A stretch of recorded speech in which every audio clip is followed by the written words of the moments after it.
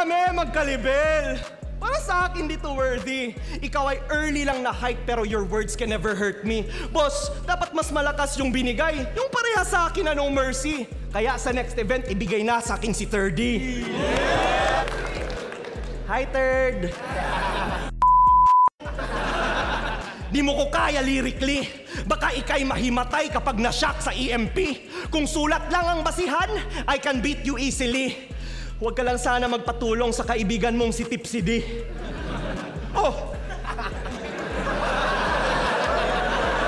Yung 30 ng Bataan ang tinutukoy ko. Hindi yung 30 na Bisaya. Di ko na yun i-call out. Si Mr. Lefty ang bahala.